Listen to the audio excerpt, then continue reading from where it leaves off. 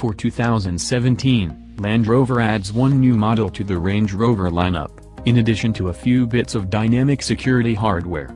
The new trim is named SVR Autobiography Dynamic, and it's a short wheelbase, read, general, variant of the current long wheelbase SVR Autobiography. It's loaded with high extravagance hardware and highlights tuning from Jaguar Land Rover's Special Vehicle Operations Division as an energetic yet at the same time lavish suspension that utilizes dynamic hostile-to-move bars and versatile dampers. The new In-Control Touch Pro infotainment framework is standard over the lineup, and a driver consideration screen, blindside checking, and activity sign acknowledgement framework that can change the vehicle's speed to coordinate posted speed limits are for the most part accessible.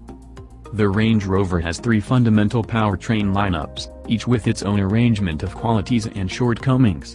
The diesel motor is thrifty yet underpowered, the V8 is hearty yet wasteful, and the V6 sits someplace in the middle. Each Range Rover comes standard with a selectable all-wheel drive framework and an 8-speed programmed transmission. Passage-level models are fueled by a 340 horsepower supercharged V6, tuned up to 380 pull and the HSE trim.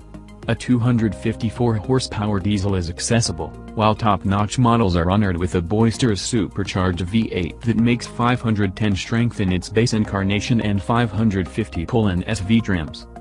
We don't have late test numbers for a Range Rover with the standard supercharged V6 motor. The diesel range we tried in 2016 conveyed tolerable quickening times, however sluggish in-outfit passing made it difficult to pull far from movement on the throughway.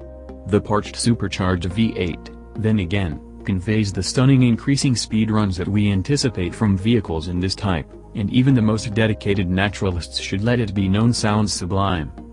We haven't as of late tried a fuel-controlled V6 Range Rover, yet the V8 that fills the motor inlet of supercharged and autobiography models is one of the additionally luring brutes out and about. Enormous power, huge motion, and a sub-5-second 0 to 60 mph time make for absolutely the sort of extravagance highlight we're searching for in a six-figure SUV, easy power. Our long-haul trial of a 2016 diesel Range Rover HSE uncovered ample low-end torque and shockingly great efficiency. In any case, with a 0 to 60 mph time of 7.5 seconds and languid throttle reaction, it doesn't supply enough forward push to legitimize its $95,645 beginning cost. The 8-speed program that mates to every one of the three of the Range Rover's motors is for the most part clever and responsive, yet is in some cases found napping by sudden requests for more power. The back seat of the standard-length Range Rover is agreeable and about as open as the normal vast sedans. Long wheelbase models, then again, have an astounding 47.5 creeps of back seat legroom. Regardless of the model, the driver and front traveler will have a lot of space to spread out.